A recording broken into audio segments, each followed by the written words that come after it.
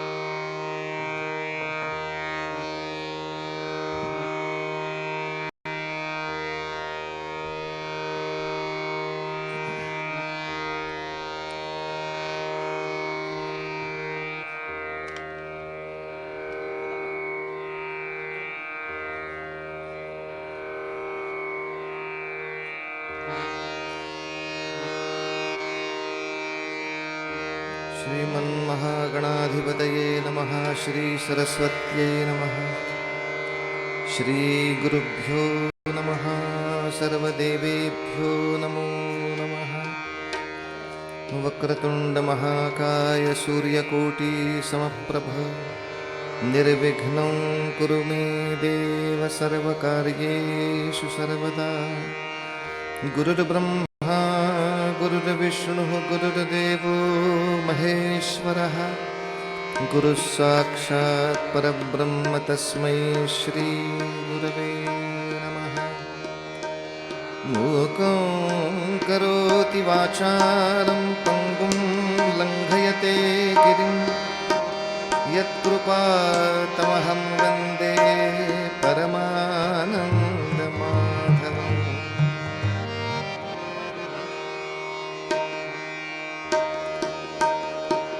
जय जय राम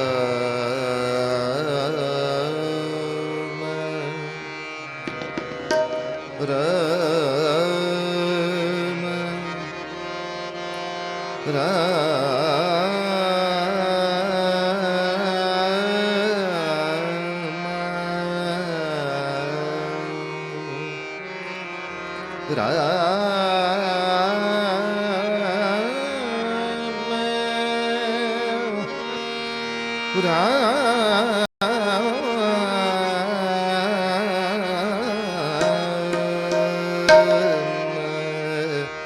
जय जय राम कृष्ण हरे राजा राम. जय जय राम कृष्ण हरे राम. जय जय राम कृष्ण कृष्ण हरि राजा राम. राम कृष्ण राम. गोवर्धन धर गोपाल नरत गोवर्धन धर गोपाल नरत गोकुल संकट हारे. गोकुल संकट हारे. जय जय राम कृष्ण राम. जय जय राम कृष्ण.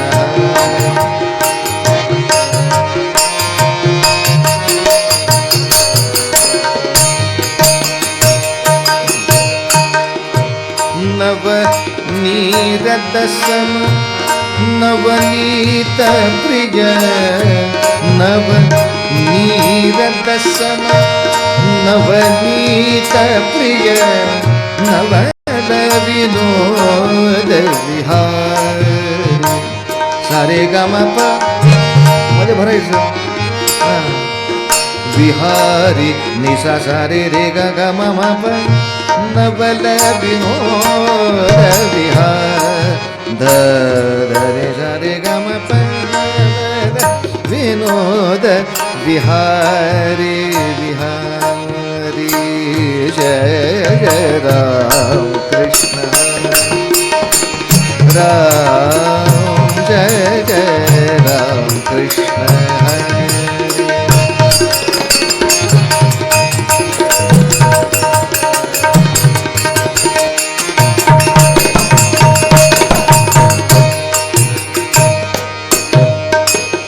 दुर्वासोनत दुःख विमोचक दुर्जन संगम हरि जय जय राम दुर्वासोनत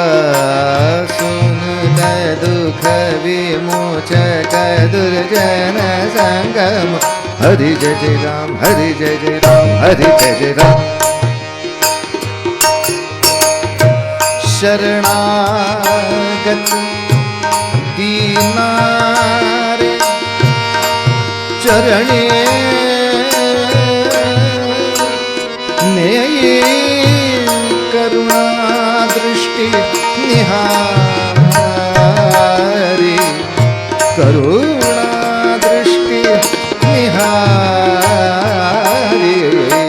करुणा दृष्टि निहारी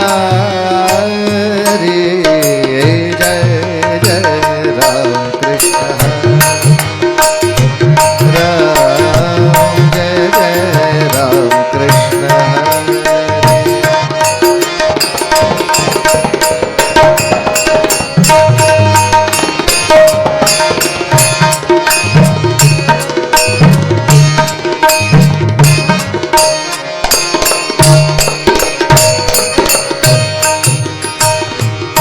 जय जय राम जय जय राम जय जय राम जय जय राम राम जय जय राम जय जय राम जय जय राम जय जय राम जय जय राम राम जय जय राम कृष्ण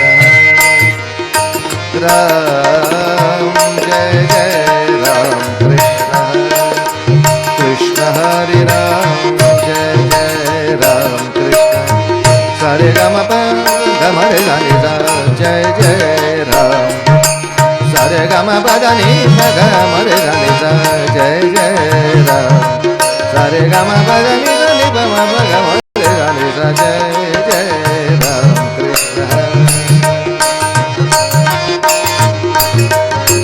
राम कृष्ण हरि जय जय राम रूप पहता लोचनी रूप पहता लोचनी रूप पहता लोचनी रूप पहता लोचनी सुख झाले हो साजनी सुख झाले हो साजनी तो हा विठ्ठल बरबा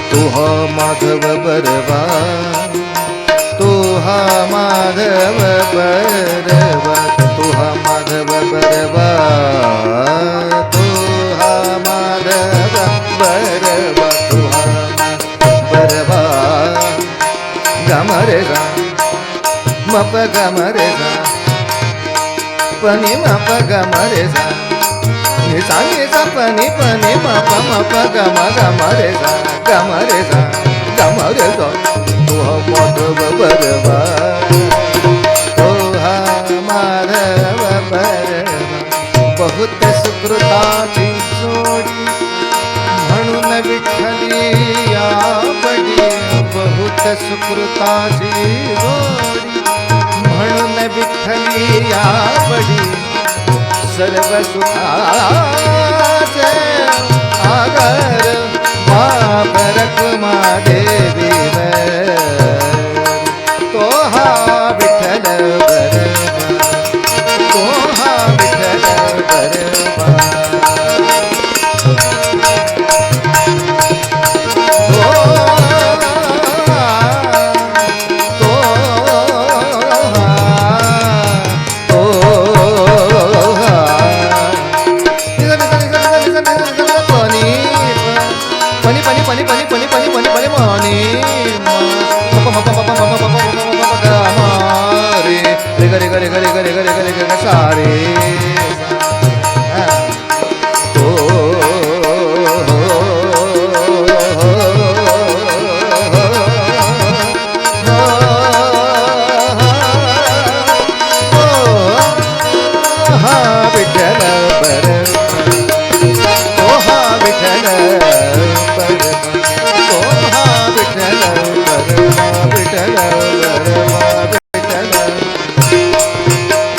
रघुपति राघव राजा राम पतित पावन सीताराम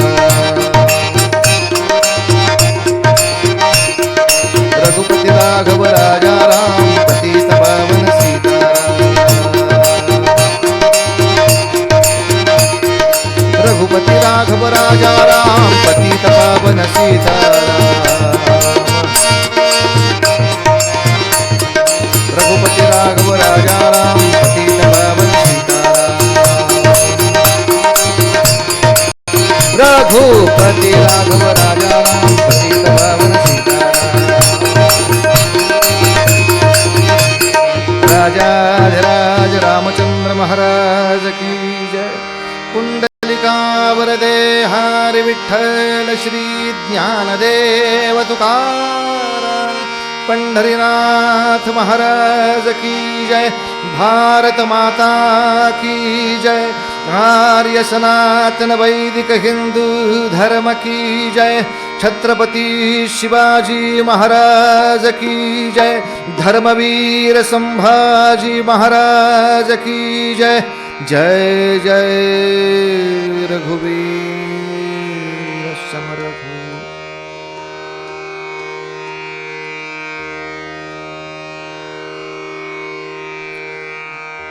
आरंभी वंदीन अयोध्येचा राजा भक्ताची आकाजा पावतसे महासंकटी निर्वाणी राम नामवाणी उच्चारिता राम होय पापशम पुण्याचा निश्चय पुण्यभूमी पुण्यवंतासी आठवे पापिया नाठावे काही केल्या तुझे मन पालटेना दास म्हणे जना सावधान जय जय रघुवीर समर्थ याचा अर्थ सरळ आणि सोपा आहे. रामदास स्वामी रामचंद्रांना वंदन करतायत आणि सांगतायत प्रत्येक कार्याच्या प्रारंभी मी माझ्या भगवंताचं स्मरण करून मगच कार्य करेन. आरंभी वंदीन अयोध्येचा राजा म्हणजे सर्व कार्यारंभी वंदीन अयोध्येचा राजा. का? भक्ताची या काजा पावत असे, तो भक्ताला पावतो. केव्हा केव्हा पावत असे महासंकटी निर्वाणी, पण पावतो का? रामनाम वाणी उच्चारिता. रामनामाचं उच्चारायचं तप त्या देहाकडून झालेलं पाहिजे. उच्चारिता राम होय पापशम. भगवन नामस्मरण केलं पाप तर संपतच, पण जिथे तू नामाचं अनुष्ठान करतोस ती भूमी पुण्यवान होते. नाहीतर मौज अशी आहे, ज्ञानोबा माऊली तिथे आहेत म्हणून आळंदी तीर्थक्षेत्र,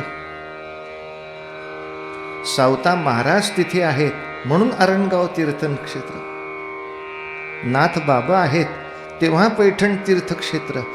त्या संतांनी तिथे अनुष्ठान केलं, ती पुण्यभूमी निर्माण झाली. शेगावामध्ये गजानन महाराज आले तेव्हा शेगाव तीर्थक्षेत्र.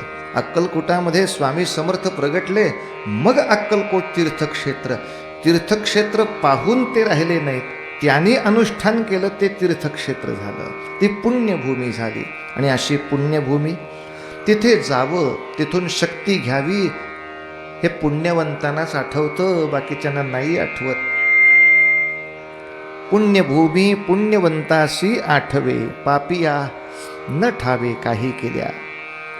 आणि असा माझा प्रभू राम तो भगवंत भक्ताला पावतो हे माहीत असताना, हे दिसत असताना सुद्धा तू भक्तीला जात नाहीस. काही केल्या तुझे मन पालटेना, दास म्हणे जना सावधान. मनुष्य भक्ती मार्गाकडे येत नाही कित्येक वेळा. याचं कारण तो चिकित्सा थोडी चुकीच्या मार्गाने करतो. त्याचा रस्ताही चुकलेला असतो, त्यामुळे चिकित्सेचं सगळं निर्णय चुकीचे येतात. एकदा रिपोर्टच चुकीचा आला की औषध चुकीचंच व्हायचं. भक्ताला संकटामध्ये देव पावतो, अशी जेवढी उदाहरणं देता येतील तेवढी आमच्या नास्तिकांकडे उदाहरणं आहेत. पावत नाही या तपशिलासाठी. पावतो याच्यासाठी कोणाकोणाचं नाव घ्याल? आता बरंच काळ पुरुषांची नावं घेतली, आता इकडचं नाव घेऊ, जनाबाईंचं नाव घेऊ.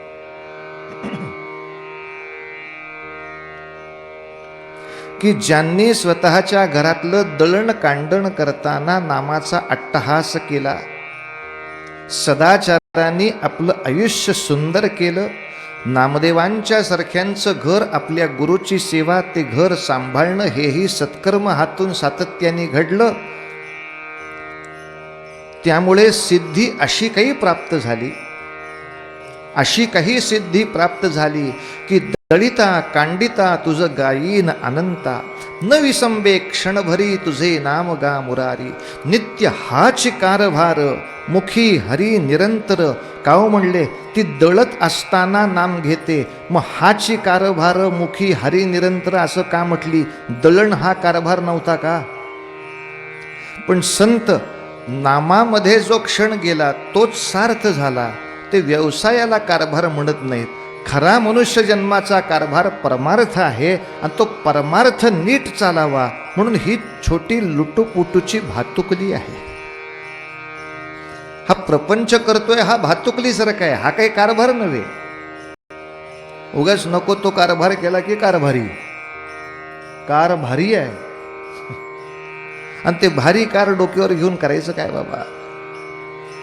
यासाठी तिनं खरा कारभार मानलाय, तो भगवन नामाचा मानलाय. परिणामतः सिद्धी अशी प्राप्त झाली की तिनं एकटीनं अभंग म्हणावा, दळण करत असताना गायन करावं, आणि बाहेर दोन आवाज ऐकू यावेत. भगवंताचा आवाज त्याच्यामध्ये सामील असावा. सगळ्यांनी विचारणा केली, एकली तू गाणे गाशी, दुजा शब्द उमटे पाशी. कोण गाते बरोबरी गाणे तुझ्या जात्यावरी? कोण ग तुझ्या बरोबर आणखीन गात असतं? जनाबाईने सांगावं, पांडुरंग गात असतो. अगं वा पांडुरंग. पांडुरंग तुझ्या जात्यावर दळायला येतो, मग त्याच्या बदल्यात त्याला काय देतीस ग तू? तुझ्याकडं आहे काय? काय पैसा अडकाय का काय आहे? कशाच्या बदल्यात पांडुरंग येतो? तो पैसा अडक्याच्या बदल्यात थोडाच येतो. तो माझ्याकडे येतो, काम करतो, माझ्याकडे जे मी पीठ करते, त्याच्या ज्या भाकऱ्या करते त्यातली एक भाकरी त्याला देते, खा म्हणते, खातो तो. काय सांगावं मग? व जोंधळ्याच्या भाकरीची चव लई न्यारी, जोंधळ्याच्या भाकरीची चव लई न्यारी, जोंधळ्याच्या भाकरीची चव लई न्यारी. पंढरीचा राणा येतो जनाईच्या द्वारी, पंढरीचा राणा येतो जनाईच्या द्वारी.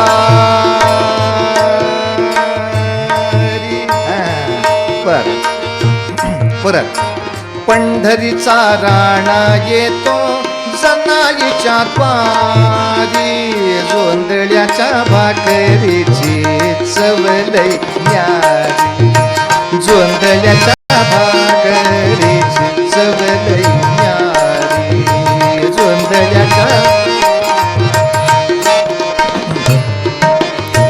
भक्तीवरी भाळून या पंढरीचा राणा, माथीवरी भाळून या पंढरीचा राणा शिवारात पिकवितो मोतियाचा दाणा शिवारात पिकवितो मोतियाचा दाणा मोतियाचं पाणी भरलं कणस कणसवरी मोतियाचं पाणी भरलं कणस कणसवरी जोंधळ्याच्या भाकरीची चव लई न्यारी जोंधळ्याच्या भाकरीची चव लई न्यारी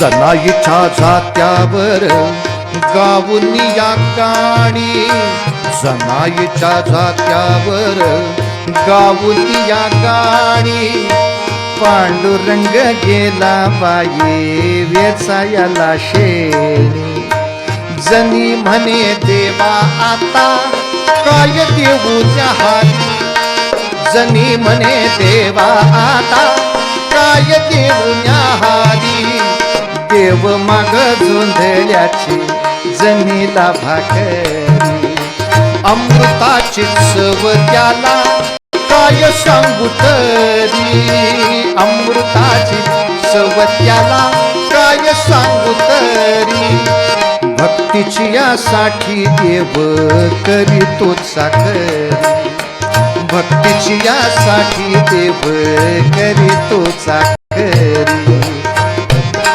साठी देव करीतो चाकरी जोंधळ्याच्या भाकरीची चव लई न्यारी जोंधळ्याच्या भाकरीची चव लई न्यारी चव लई न्यारी चव लई माणसं अशी मजेशीर जनाईला काही आध्यात्मिक सिद्धी प्राप्ती झाली हे काही डोक्यात शिरना शेवटी लोकांनी पाटलाकडे तक्रार केली पाटील इथं काहीतरी गडबड आहे गडबड आहे म्हटल्या बरोबर दुसऱ्या दिवशी 200 माणसं घेऊन घराला घेराव ताबडतोब काम आज अर्ज करा 5 वर्षांनी माणसं पाठवतो अशी ढिलाई नाही घेराव घातला जनाबाईंचं सकाळचं दळण झालं पीठ टोपलीत घेतलं टोपली डोक्यावर ठेवली दार जे उघडलं ही फटावळ दारासमोर काय हो जने आत कोण आहे कुणी नाहीची मग 2 आवाज कसे ऐकू येतात आत कोणीतरी हाय कुलकर्णी आत शिरा बाहेर वडा कुलकर्णी म्हणले काय हॉटेल आहे काय आत शिरा बाहेर वडा आणि इकडं सांबार आणि तिकडं भजे आत शिरा बाहेर वडा हो आपल्याला नाही जमायचं तुम्ही आज शिरा बाहेर वाडा मी पंचनामा लिहतो तुम्ही का नाही झोपडीत शिरत का शिरलो असतो पण कितपत दानगाय अंदाज लागत नाही आतला माणूस असं करूया का आपण दोघं मिळून एकदम आत जाऊ जनाबाईच्या लक्षात आलं झोपड्याचा जीर्णोद्धार करायची वेळ आली हे दोघं गाडवं झोपडीपाशी आल्यावर काय होईल आता माझ्या झोपडीचं कारण झोपडीला भिंतच नव्हती भिंत नव्हती म्हणजे विटाची भिंत नव्हती बांबूच्या तट्ट्याची अशी भिंत त्याला शेणांनी सारवलेलं त्याला काय म्हणायचं कुडाची भिंत 3 बाजूला कुडाची भिंत पश्चिमेकडचा वारा जास्त म्हणून 2 कुडं बस एवढं सगळं मिळून घर बिचारीचं हे 2 जण आत शिरले नाचून बघितलं तळघर आहे का काही नाही पण पश्चिमेकडं 2 कुडं असल्यामुळं मध्ये पोकळ जागा असते, मग आवाज वेगळा येतो, बत बत बत बत पोकळ जागेचा. त्या कुलकर्णी ओरडला, पाटील काय ही तर लपाय जागा आहे, 2 गोष्टीच्या मध्ये पोकळ जागा. शाबास, मी बाहेरनं जातो, तू आतून राहा, जाऊ द्यायचं नाही लेकाच्याला. पाटील बाहेरनं, कुलकर्णी आतनं, 200 माणसं प्रेक्षक, जनाबाई अध्यक्ष. काय माझ्या झोपडीचं होते देव जाणे असं. त्यांनी तिकडच्या कोडाचा फोपडा काढला, यांनी हिकडच्या कोडाचा फोपडा काढला, त्यांनी तिकडं डोळा लावला, यांनी हिकडं डोळा लावला, ह्याला त्याचा डोळा दिसला, त्याला ह्याचा डोळा दिसला, दोघं एकदम बोंबलले. बघतोय आता आहे कोणतरी, म्हणले बघतोय, डोळे दिसतात, हात घाला. ह्याने इकडून हात घातला आणि त्याने तिकडून हात घातला, झालं, धरला हात, धरला, वडा आता, आता वडा. फेविकॉलची जाहिरात, जोर लगा के हैशा, जोर लगा के हैशा, काढ काढ काढ काढ काढ काढ काढ काढ काढ काढ काढ काढ. आवाज झालं, सगळं झोपडं मोडलं. आधी पाटील पडले, त्याच्या अंगावर झोपडं पडलं, त्याच्यावर कुलकर्णी पडला. 200 लोकांनी सगळं बाजूला केलं. तर पाटील कुलकर्णी शेखाण करताना सापडले. हातल्या का, तुझाच हात आहे वय, जने जने जने जने जने. आम्ही 100-200 लोकांनी 2 आवाज ऐकले. दुसरा कोणीतरी हित होता, जाईल कुठे एवढ्यात. आणि त्याला जनाबाईंचं उत्तर आहे, होता नाही, आहे, हितच आहे. मग आम्हाला दिसत कसा नाही? कोणालाही सहज दिसावा इतका सहज आहे काय? साधना नको, तपश्चर्या नको. अरे साधा आकाशातला ग्रह बघायचा झाला तरी तशी दुर्बीण असल्याशिवाय नाही दिसत. आणि नुसती दुर्बीण असून चालत नाही, ती कशी वापरायची कळली तर दिसतोय, नाही तर नाहीच दिसत. आता कोणते धूमकेतू आला होता आकाशात, मग ते बघायला दुर्बीण लावली होती. विद्यापीठाने दुर्बीण लावली म्हटल्यावर सगळे खगोलप्रेमी आम्ही धावत धावत धावत गेलो, बघू तर कुरी लेकाचा कसा दिसतो. आणि ही पोरं सगळी शाळेची पुढं, ते दुर्बिणीला कसा डोळा लावायचा ते शिक्षक सांगत होते. दिसतोय दिसतोय. या सगळ्या पोरांच्या मागं गाडव आपळे बुवा. आम्ही आलो, आपळे धुमकेतू बघायचा, आश लावा इकडं डोळा.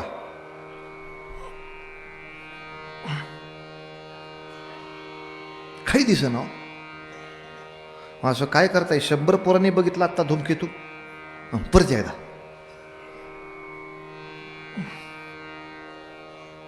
तेव्हा शास्त्रज्ञाला कळलं काय कळायचं. महाराज, दुर्बीण चांगली, धुमकेतू तिथंच, पण वापरायची पद्धत तुम्हाला माहीत नाही.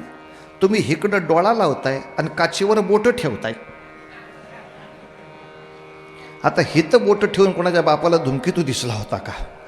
नुसती दुर्बीण असून उपयोग नाही, ती वापरायची कशी तुम्हाला माहीत नाही. साधी चांगली दुर्बीण नीट वापरता नाही आली तर त्या ग्रहापर्यंत पोचता येत नाही. तर या सगळ्या ग्रहमंडळाच्या विश्वात त्या प्रमुखापर्यंत पोचायचं उगच. आत्ता सुद्धा ज्यांच्याकडं रेडिओ असेल त्यांनी स्टेशन लावलं की त्यांना गाणं ऐकू येईल का? गाणं हितच असतं, ऐकू कोणाला येईल? ट्रान्झिस्टर असेल त्याला ऐकू येईल. बरं, ट्रान्झिस्टरची बॅटरी चालू पाहिजे, कनेक्शन जोडता आलं पाहिजे, नेटवर्क एवढं, मग ऐकू येते. अलीकडं पोरं नाही का क्रिकेटची मॅच कानाला लावून ऐकत असतात, आणि ते कानावर हात ठेवून उभा आहे का ट्रान्झिस्टर आहे दिसतच नाही. एवढा चपटा ट्रान्झिस्टर मिळतो आता, एवढासा. आणि ते मॅचमध्ये गुंतलेलं असतं, आपल्याशी बोलतंय का त्याच्याशी बोलतंय तेच कळत नाही. काही वेळा मी जेवायला गेलो एका घरात, म्हटलं घरात येऊ का? ते पोरगं तिथंच बसून ओरडलं, आऊट. म्हटलं बापाने एवढं कौतुकाने जेवायला बोलवलं, पोरगं हाकलून लावते, येऊ का? Out out. मग कळलं कानाखाली वेगळंच आहे.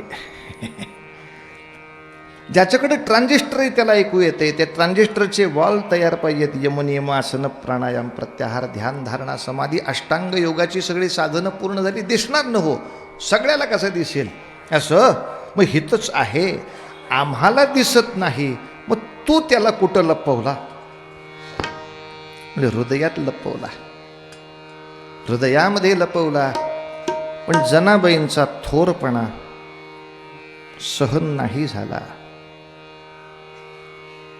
घटना इतकीच सांगतात की जनाबाईंच्या झोपडीमध्ये पांडुरंगाचा हार सापडला आणि तिच्यावर चोरीचा आळ सिद्ध झाला. हार सापडला म्हणजे काय, उडत उडत आला का काय आपोआप? सरळच गणित आहे. कपट डोक्यात असणारी माणसं गावात असतातच. त्यातल्या एकाने हार काढला आणि चोरून इथं नेऊन टाकला. खरंच हार जनाबाईंनी चोरला का नाही हे शोधायला एक साधन होतं, पण ते वापरलं नाही. कुठलं साधन? जे 3 दिवस इथं फिरतंय ते वासावर चोर ओळखणारं कुत्रं. हो, ते भलतं महाग असतं बरं. ते बरोबर या सगळ्या असं म्हणतात फिरतून कुठं काय खुट्ट झालं, आपलं नाक त्याच्या पुढं काहीच नाही. उगा आपलं काही नथ घाला नाही तर अजून घाला, त्याच्या नाकाची ताकद आपल्याकडं नाही. जमिनीच्या खाली 20 फूट सुरुंग खोदला तरी वास लागतोय, हित आहे म्हणतो ते. अर्थात हे फक्त कुत्र्यालाच येतं असं नाही, मला असं कळलंय गाढवाला पण येतं. हो, इकडं मराठवाडा विदर्भाकडं सुद्धा काही जत्रा असतात नवरात्रात. त्या जत्रेमध्ये एक खेळ असतो, रामू गदे की सर्कस. मी तो 4 वेळा बघितला खेळ. 10 मिनिटाचे खेळ असतो, मस्त असतोय. रामू गदे की सर्कस. कसं काय तो मालक त्या गाढवाकडनं काम करून घेतो, खरंच आश्चर्य आहे. पण घेतो पाठ्या. म्हणजे आम्ही 15-20 माणसं त्याच्यासमोर उभं होतो. तो त्या मालकाने त्या गाढवाला विचारलं, ऐक रामू, मैं गाढव बरं ते, या तिलक लगाकर कौन आया है उसके पास जाओ. इथे आलं की माझ्यापाशी. त्याला काय मालकाची ॲक्शन कळते का काय कळतो? ये 100 लोग आपके सामने है. गाढव होय म्हणतो. इसमें ज्यादा झगडालू कोण आहे, म्हणजे भांडखोर कोण आहे त्याच्याकडं जा. आणि गाढव ज्याच्या शेजारी जाईल त्याच्या आसपासचे नातेवाईक एकमेकाला टाळी देतात. काय ओळखलंय गाढवानं, हे साधं भांडखोर आहे. आश्चर्य आहे. आणि त्यातलाच एक खेळ मी बघितला. त्या मालकाने गाढवाचे डोळे मिटले. म्हणले, आपळे महाराज घड्याळ काढा. घड्याळ काढलं. घड्याळाचा वास द्या फक्त. त्याला वास दिला. आता 100 लोक आहेत, कोणाच्याही खिशात घड्याळ टाका. टाकलं कुठंतरी, आणि ते गाढवाचे डोळे सोडले. रामू ढोंडो, घडी किसके पास आहे. म्हणजे असं गोल फिरून ह्याला बघू, त्या असं पण केलं नाही त्यानं. असा सरळ तीर मारल्यासारखा बरोबर तिथंच गेला त्या घड्याळवाल्यापाशी. हिथं वास आहे त्याचा. आता एखाद्या अडाणी माणसाला गाढव म्हणायचं म्हणजे मला भीती वाटायला लागली. कसं कोणाला गाढव म्हणावं? गाढवाला खटला करता येत नाही म्हणून आपण सुखात आहे. असं तीर मारल्यासारखं तिथपर्यंत गेलं. बरोबर घड्याळ दिलं. हे जेव्हा मी बघितलं तेव्हा माझे काही मित्र सुरक्षा व्यवस्थेमध्ये आहेत. ते सुरक्षा व्यवस्थेमधल्या मित्रांना सांगितलं, का रे बाबांनो, काही काही चोरीचा तपास काढण्यासाठी कुत्रं वापरणं आवश्यक असतं, तुम्ही ते कुत्रं का नाही वापरत? ते म्हणले, अहो महाग असते हो त्याला बोलवणं, म्हणजे VIP असतं ते, म्हणजे त्याची फी सगळ्याला परवडते अशी नाही. म्हणलं ठीक आहे, ते कुत्र्याची फी नाही परवडली, गाढवं तर उपलब्ध आहेत. त्याला जर आपण नीट ट्रेनिंग दिलं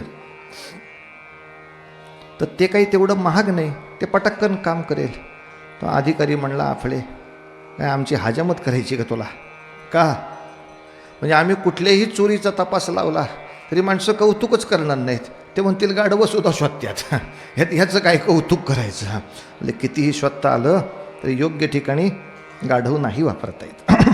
प्रश्न इतकाच झाला, जनाबाईंच्या चोरीच्या ठिकाणी योग्य तो निर्णय लागला नाही, आरोप सिद्ध झाला. जनाबाईंनी हार चोरला. जनाबाई म्हणली मी जिथं देवळात येतच नाही, तिला प्रवेश नव्हता हो. याचा अर्थ हार बाहेर येऊ शकतो, तो आत प्रवेश असलेल्याच कोणाच्या तरी हातानं. मी देवळात सुद्धा कधी आले नाही, कशाला माझ्याकडे हार येईल. आता बोलायचं काम नाही, सुळी द्या. सूळ म्हणजे लोखंडाचा खांब, त्याला वरती असं भाल्यासारखं टोक, शिडी घालून त्याच्यावरती आरोपी चढवायचा, पोटावर झोपवायचा, हातपाय दोऱ्याने खाली वाढायचे, भस्कन पोटामध्ये सूळ भोसकला जाणार, ताडफाड ताडफाड करून आरोपी मरणार. सुळी द्या. अख्ख्या गावामध्ये मिरवणूक काढली, गुलाल टाकला अंगावर, लाल फुलाच्या माळा घातल्या, का रक्ताचं भयानकता नको म्हणून. आणि शेवटी फक्त जनाबाई विचारतायत, अहो ज्या पायरीवर पाय देऊन भगवंताकडे जायचं त्या पायरीला सुद्धा नमस्कार करतोय आपण, आता या सुळाला नमस्कार करते आणि जाते वर. आणि गाथेतलं वर्णन असं आहे, कसा भगवंत भक्ताला पावतो. जनाबाईने सुळाला हात लावावा आणि एखादी मेणबत्ती वितळावी, तसा लोखंडाचा सूळ वरपासून खालपर्यंत वितळायला लागावा. काय घाबरली असतील माणसं. म्हणजे महाराज, असा हात लागल्याने लोखंडाचं कधी पाणी होतं का? प्रश्न हाताचा नाही आहे, हाताच्या अधिकाराचा आहे. मी हिथं समजा बाहेर उभा राहिलो, अगदी ह्याच ड्रेसमध्ये असा हात केला, एक तरी वाहन थांबतं का? एक तरी काय, स्कूटर नाही, होंडा नाही तर काय असते ते यामाहा, त्या गाडीचं नाव मस्त आहे. इतक्या जोरात चालवतात की समोरचा माणूस हाकच मारतो, यामा हा नाही तर मी कोणतरी एक मारायचा आजच्या दिवसात बाबा, यामाहा. अशी ती यामाहा गाडी आहे, राजदूत स्वारी का अमुक समोर. एक गाडी थांबत नाही आणि ट्रॅफिक पोलीस आल्यावर सगळ्या गाड्या थांबतात. प्रश्न असा हात केल्याने गाड्या थांबतात का? माझा अनुभव थांबत नाहीत. त्याचा अनुभव गाड्या थांबतात. मग सिद्धांत कुठला? तर लहान पोर सुद्धा उत्तर देईल, महाराज तुमच्या हाताने कसं थांबणार? का? तुमच्या हाताला तो अधिकार नाही. ज्याने सोहम शब्दाचा मारा केला, विठ्ठल काकुळती आला, अशा नामाने जो अधिकार प्राप्त झाला, तो पार्ट टाईम माळ वाढणाऱ्याला मिळणार आहे का? श्वासो गणिक नामाची उपासना ज्यांची झाली, त्यांच्या हाताचे अधिकार आणि आपल्या हाताचे अधिकार एकत्र फुटपट्टीनं कशाला मोजता? उलट असं मोजत बसण्यापेक्षा तो अधिकार प्राप्त व्हावा म्हणून अधिकाधिक नाम कसं मुखात नाही ह्याची जास्त काळजी नाही का करायची? लोखंडाचं पाणी होतंय का नाही, ह्याचं पाणी होतंय का नाही, ह्याचं काही संशोधनाचा विषय आहे काय? जनाबाईंच्या वेळेला दाखवून दिलं भगवंताने. पावतसे महासंकटी निर्वाणी, परमेश्वराचं नाम घेतलेल्याला असं येतो मदतीला तो. पण उलटं बोलणारी माणसं एक प्रश्न विचारतात, आणि त्याहीपेक्षा आपल्यातले तर विचारतातच, पण हिंदू लोकांना फसवून धर्मांतर करायची अक्कल चालवणारे ते जास्त विचारतात. अलीकडे ख्रिश्चन धर्मांतराचं सुद्धा फार पेव फुटलंय बरं. फुकटची येशूची पुस्तकं, ते बायबलची पुस्तकं वाचून धडधडीत बोलतायत प्रत्येकाशी. ते रामाची कृष्णाची ते ज्ञानेश्वराची भजनं करून काही मोक्ष मिळायचं नाही बरं तुम्हाला, सगळे नरकात जाणार आहात तुम्ही. येशूवर प्रेम केल्याशिवाय कोणी स्वर्गात जात नाही, तेव्हा ते सगळं बंद करा. या खऱ्या धर्मात या. म्हणजे खऱ्या धर्मात म्हणत असतानाच ते सगळे धर्मप्रचारक आणि मिशनरी इतर धर्मांना खोटं ठरवत असतात. कुठे सर्व धर्म समभाव, इतर सर्व धर्मांचा आदर केला पाहिजे असं फक्त हिंदूंच्याच प्रवचनांमध्ये येतं.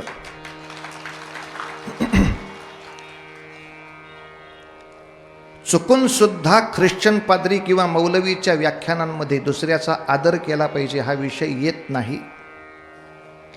किंबहुना ते सगळे पापी आहेत, पातकी आहेत. आपल्यापेक्षा वेगळं होणं हे त्यांचं पाप आहे आणि त्या पापाचं फळ म्हणून त्यांनी आतंक भोगला पाहिजे, नाही तर आमच्यात आलं पाहिजे. दोनच मार्ग शिल्लक ठेवतात ते. आणि ते मग सांगत असतात, म्हणजे जनाबाई जाऊ दे, तुमचे चोखा मेळा दगडाच्या ते वेशी खाली ठेचून मेले तेव्हा कुठं तुमचा विठ्ठल आला होता? कुठं देव येतो तुम्ही सांगता येते? लक्षात घ्या, चुकून माकून ह्यातला पांढरा सैतान जर कधी आपल्या आयुष्यात समोर भेटला तर त्या पादऱ्याला तिथंच विचारायचं, झंप्या चोखा मेळ्याची गोष्ट बोलतोस, तुझ्याबद्दल बोल की. लेका, तुमचा भगवंताचा जो प्रेमळ प्रेषित पाठवलेला होता येशू ख्रिस्त, त्याला अनेक सैतानांनी खिळे ठोकून क्रुसावरती मारला, तेव्हा तिथं तरी भगवंत कुठं आला होता? कुठं वाचवायला आला? मोहम्मदाला मक्का सोडून सुद्धा काही वेळेला निघून जावं लागलं त्याच्या संरक्षणासाठी, तेव्हा सुद्धा भगवंत नाही ना आलेला. दुसऱ्याची घरं कशाला बघताय? स्वतःच बघा की. कोण भगवंत केव्हा कोणासाठी कसा धावून येतो आम्हाला माहिती आहे. आणि म्हणून मी काल असा मुद्दा निश्चितपणे आपल्याला मांडून दाखवला, जो आता उत्तरंगात आपण पक्का करू. भगवंतानी आपल्याला यश देणं, भगवंतानी आपल्याला पावणं, भगवंतानी आपल्यावर प्रसन्न होणं हे आपल्या देहाशी निगडीत नाही आहे, कार्याशी निगडीत आहे. आपलं कार्य यशस्वी करणं हे भगवंताची प्रसन्नता आहे. नाही तर मला सांगा, असा हिशोब मांडायचा तर भगवंत आमच्यावर कधीच प्रसन्न झाला नाही म्हणावं लागेल. कारण आपले सगळेच मोठे मोठे महापुरुष अल्पायुषी गेलेत हो. स्वामी विवेकानंद म्हणावं तर 40वं वर्ष त्यांनी कधी पाहिलं नाही.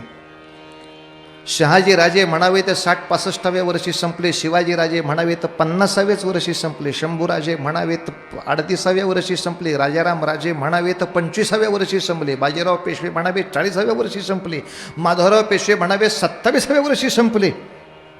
आणि या सगळ्यांना त्रास देणारा औरंगजेब 90 वर्षाचा मेला, मरता मरत नाही.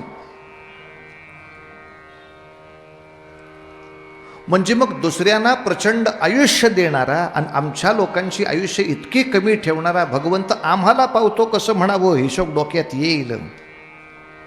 पण औरंगजेबाला जरी आयुष्य 90 वर्ष दिलं असलं तरी त्याच्या बादशाही टिकण्याचं यश त्याला दिलं का भगवंतानं? ते नाही दिलं. हिंदवी स्वराज्य टिकण्याचं यश त्यांनी आपल्या सगळ्या पिढ्यांना दिलं. भगवंताची प्रसन्नता कार्याच्या आशीर्वादाने असते. शेवटी मनुष्य आठवणीत राहतो तो त्याच्या कार्याने जास्त राहतो, देहाने फारसा आठवणीचा विषय नसतो. तेव्हा भगवंत आमच्यावर काय प्रसन्न होतो, कसा प्रसन्न होतो आणि आमची मनोकामना तो कशी पूर्ण करतो, तेच सिद्धांत मनामध्ये पक्के करण्यासाठी उत्तरंगाकडे मला वाटचाल करायची आहे. परमार्थाने तर तो सिद्ध होतोच, पण परमार्थामध्ये सुद्धा देवकार्य देशकार्य याचा अंतर्भाव आहेच. खरं म्हणाल तर देशकार्य आणि परमार्थ तसा वेगळा नाही. नवविधा भक्तीमध्येच देशभक्ती आहे. काय सांगता? नाही म्हणता. नवविधा भक्तीमध्ये किंवा भक्ती योग नावाचा जो 12वा अध्याय, या 12व्या अध्यायामध्ये भक्ताची लक्षणं सांगताना काय भगवंत बोललेत? अद्वेष्टा सर्वभूतानां मैत्रः करुण एवच. जो कोणाही बद्दल द्वेष बाळगत नाही पण तरीही तो सगळ्यांचा मित्र आहे, सगळ्यांच्या बद्दल कारुण्य त्याच्या मनात आहे. आपलं उत्तर मिळालं का नाही? देशातल्या सगळ्या आपल्या बांधवांच्या बद्दल जर मैत्री असेल आणि मनात कारुण्य असेल तर माणूस काम करणारच आहे. हो, शेवटी कारुण्य हे कामातूनच व्यक्त होणार आहे, कार्यातून व्यक्त होणार आहे. बोलण्यातून काय व्यक्त होणार? हे तर आपले बुवा चिखलात पडलेला वर्ण माणसाने बघायचं, हिथं काय करताय? कीर्तन करतो, तुला कळत नाही का पडलोय म्हणून? हिथं काय करताय? इथं माणूस काय करतो? खड्ड्यात पडलोय, वर घ्या की. आम्ही कोण तुम्हाला वर काढणार? आमचा अधिकार काय तुम्हाला वर काढण्याचा? तुमच्याबद्दल जी अपार करुणा आमच्या मनात आहे. खड्ड्यात गेली तुझी करुणा, गदाड्या हात दे ना लवकर. तुमच्याबद्दलची जी आमच्या मनामध्ये मैत्री आहे ती किंचित सुद्धा कमी होणार नाही आपले, किंचित. खड्ड्यात अरे खड्डा आणि तुम्ही काय महत्वाचे आहे का? मैत्री महत्वाची आहे. जोड्याने मारीने एखाद्याला. जो मैत्रीला योग्य असं काम करत नाही, कारुण्याला योग्य अशी कृती करत नाही, त्याच्या मैत्री आहे आणि करुणा आहे या बडबडीला काय किंमत आहे?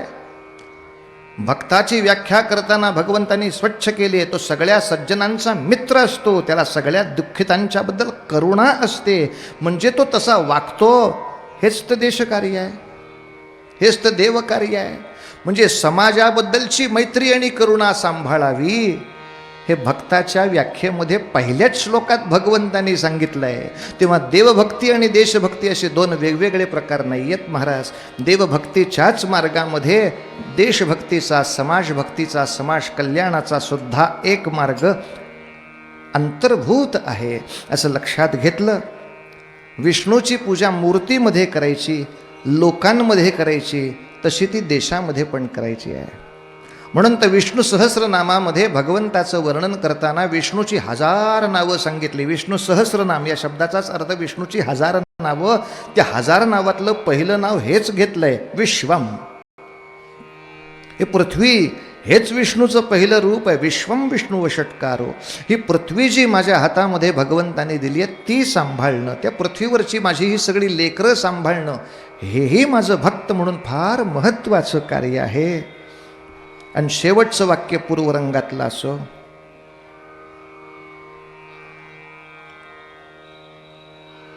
की समाजातल्या दुःखितासाठी जर काम करायचं असेल, ऐकून ठेवा, थोडं वाईट आहे वाक्य माझं. समाजातल्या दुःखितासाठी जर काम करायचं असेल तर फक्त गरिबाबरोबर मेल्याने काम होत नाही, गरिबाला मारणाऱ्याला मारल्याशिवाय काम भागत नाही.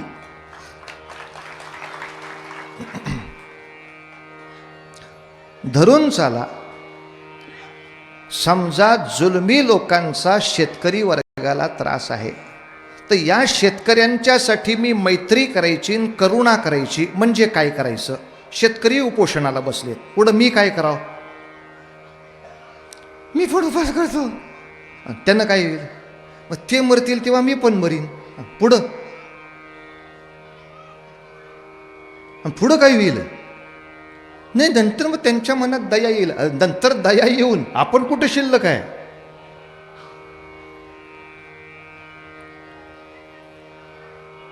मला सांगा, आपल्या घरामध्ये जर चोरी झाली, आपल्या घरात जर दरोडा पडला आणि आपण जर पोलिसांना सांगायला गेलो, तुमची नियुक्ती कशासाठी केली आहे? सदरक्षणाय खल निग्रहणाय. हो, मग आमच्यासाठी तुम्ही काम केलं पाहिजे. होय होय होय होय होय. काय झालंय? दरोडा पडलाय घरात. होय होय होय. त्यानं काय झालंय? भिकेला लागलोय. होय होय होय. आणि त्यानं काय झालं? जेवायला काही नाही. होय होय. माझी मैत्री आहे का नाही तुमची? होय होय. माझ्यासाठी काम करा. आता काय काम करूया? तू उपाशी आहेस का? होय, चल मी पण तुझ्याबरोबर उपाशी बसतो. हे काय काम आहे वय?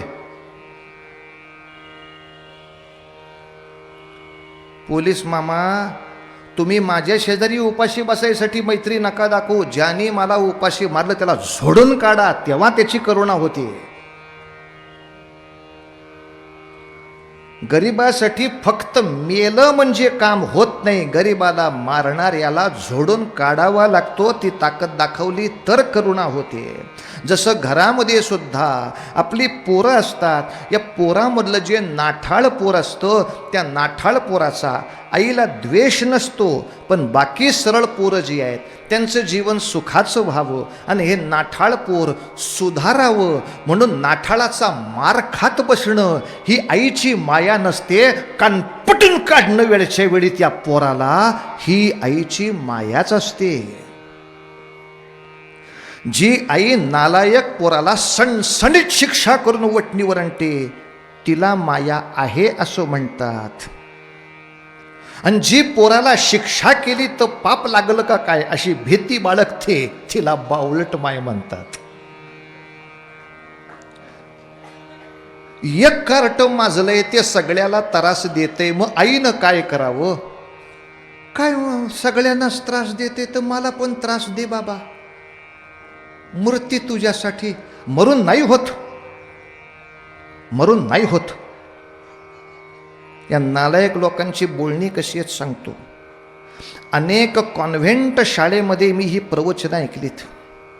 हे आपल्या पोरांना फसवतात. आपण आपल्या मूर्खपणाने पोरं कॉन्व्हेंटमध्ये टाकतो. इंग्रजी आलं म्हणजे त्याला शून्याची ढोंगणं लागतील असे आपल्याला वाटतात आणि ती कारटी आपण नको त्या संस्कारामध्ये टाकतो तिथं. आणि मग तिथं त्याला हे प्रवचन ऐकायला मिळतं. तुमच्या रामाने काय केलंय? मारलं दुसऱ्याला. कृष्णाने काय केलंय? मारलं दुसऱ्याला. देवीनं काय केलंय? पण गरिबासाठी मेला कोण? फक्त येशू. अरे फुकणीच्या आम्हाला शिव्या घालतो हे.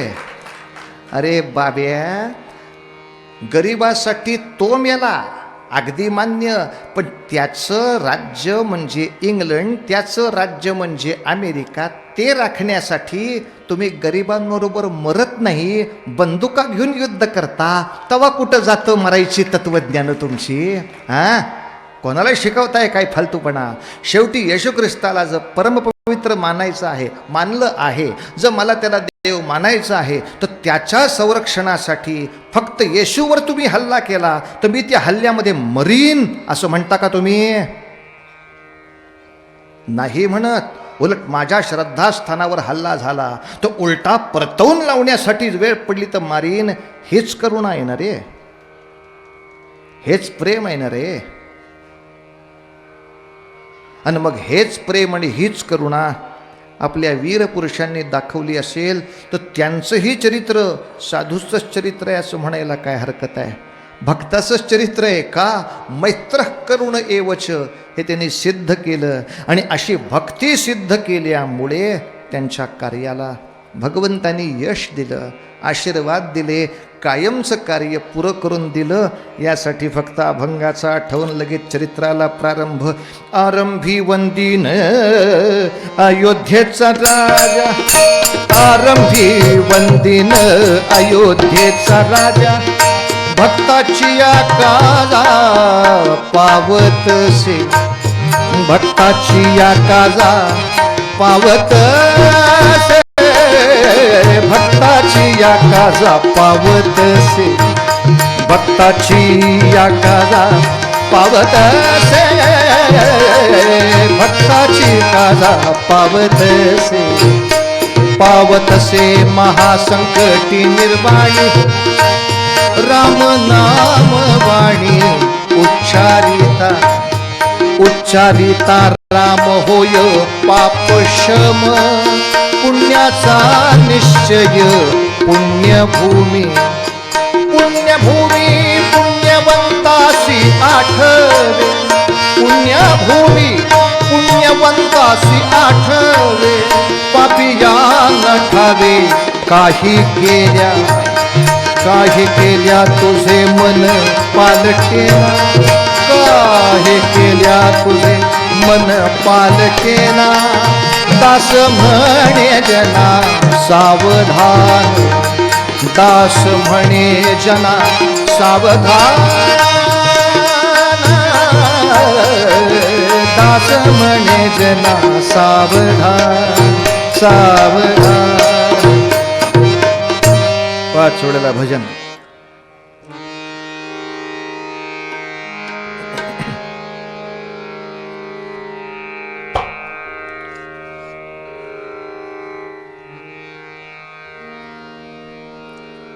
साधारण वय वर्ष 65, 70, 75. अशा लोकांचा एक प्रश्न असतो, बुवा तुमचं कीर्तन ऐकून किती अंगात आलं, तर आत्ता काही उठून मारायला जमणार आहे का कोणाला? आता हे काही वय आहे का? बाजीराव सिंगमसारखी तब्येत करायची तर 5वी, 6वी, 7वी, 8वी, 9वीतली पोरं ठीक आहेत. आम्ही काय करावं?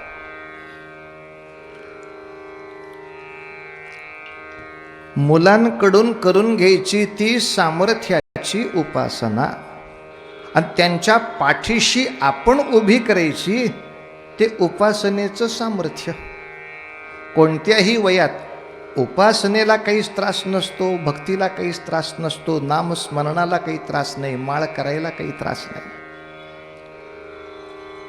ज्याला स्वतः प्रत्यक्ष बाहेर पडून फार काही करता येत नाही अशा कोणीही किमान दिवसाला एखादी माळ आपापल्या उपास्य दैवताची एक माळ करा आणि ती एक माळ करताना संकल्प करा, पांडुरंगा ही जी एक माळ आत्ता जपाची करतो ना, याचं पुण्य माझ्या खात्यावर टाकू नको. माझं हिंदू राष्ट्र आज लाथा खातंय आणि गर्तेमध्ये जातंय. ते राष्ट्र बाहेर काढण्यासाठी जी जी माणसं काम करतायत त्यांच्या कल्याणासाठी, त्यांच्या उत्कर्षासाठी हे पुण्य वापर. आपण फक्त पुण्याईचा डोंगर उभा करा महाराज. एका वर्षात चमत्कार बघायला मिळेल. 14ची निवडणूक तुमची आमची आहे. फार गंभीरपणे विचार करावा लागेल आता तुमच्या आमच्या निवडणुकीचा सुद्धा. कारण शेवटी प्रजेचा राजा कोण आहे? प्रजा हाच राजा आहे. कारण भारत प्रजासत्ताक राष्ट्र आहे. राज्य प्रजेचं आहे. राज्यावर बसलेले प्रजेनं नेमलेली माणसं आहेत.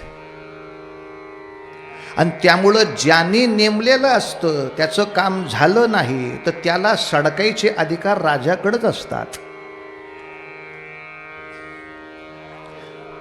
तेव्हा सडकाईचा अधिकार ठेवला तर राजा आणि अधिकार घालवला की राजाचाच गुलाम.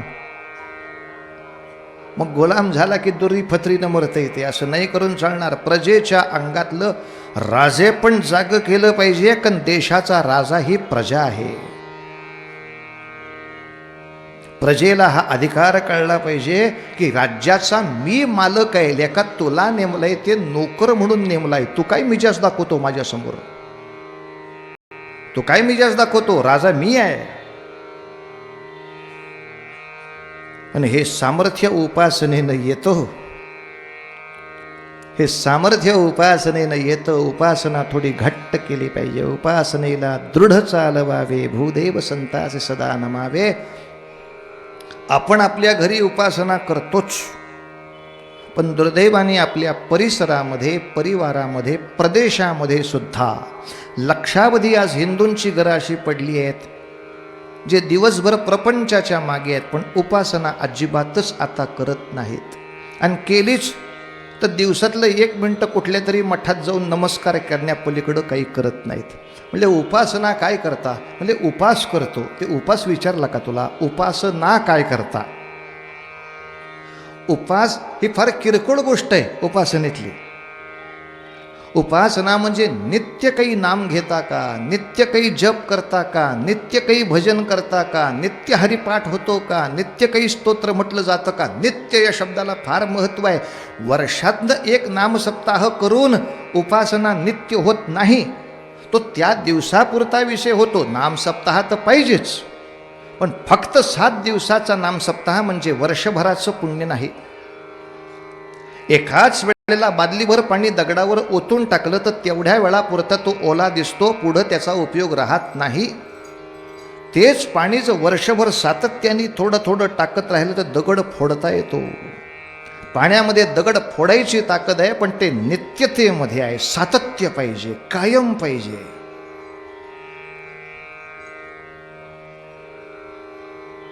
व्यर्थ जाऊ नेदी अर्धा क्षण हे त्याच्यासाठी सांगायचं ना. अगदी काही नाही जमलं तर 1 दिवस सुद्धा वाया जाऊ देऊ नको. घरात उपासना कुठलीही करा बाबांनो. कृष्णाची करा, रामाची करा, पांडुरंगाची करा, देवीची करा, गणपतीची करा, ह्याची करा. उपासनेला दृढ चालवावे, असं आपण उपासना न करणाऱ्या घरांना शोधलं पाहिजे, त्यांना प्रार्थना केली पाहिजे आणि त्या घरामध्ये सुद्धा उपासना सुरू करून दिली पाहिजे. म्हणजे आपण भक्ती करतो त्यामुळे आपलं घर पुण्यभूमी होतेच, पण जिथे जिथे आपण परत भक्तीची रोपण करतो तीही सगळी भूमी पुन्हा पुण्यभूमी होत राहते. पुण्यभूमीची अशी वाढ होत राहते. आपण सर्वांनी मनापासून ते कार्य करू. ज्या ज्या घरात उपासना बंद पडली असेल त्या घरात आग्रह करून भगवंताची नित्य काहीतरी थोडी उपासना होईल असा प्रयत्न करूया. कीर्तनाच्या प्रथेप्रमाणे फक्त 5 वेळेला भजन. रघुपती राघव राजा राम पतित पावन सीताराम.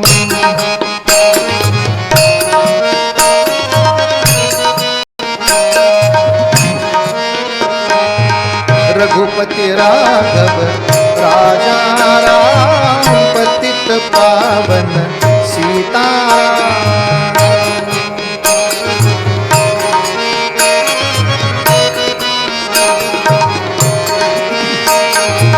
रघुपती राघव राजा राम पतित पावन सीताराम.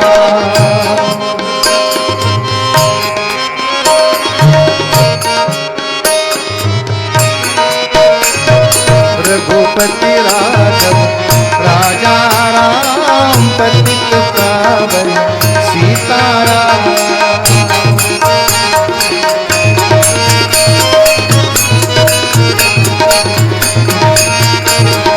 रघुपती राघव राजा राम पतित पावन सीताराम.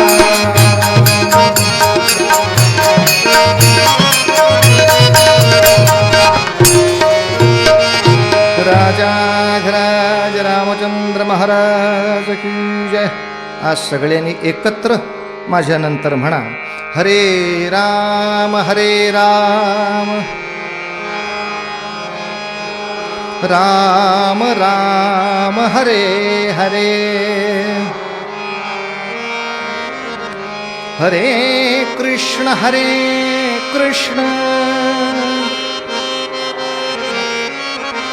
कृष्ण कृष्ण हरे हरे. जय जयकार एकत्र. गोपाल कृष्ण भगवान की.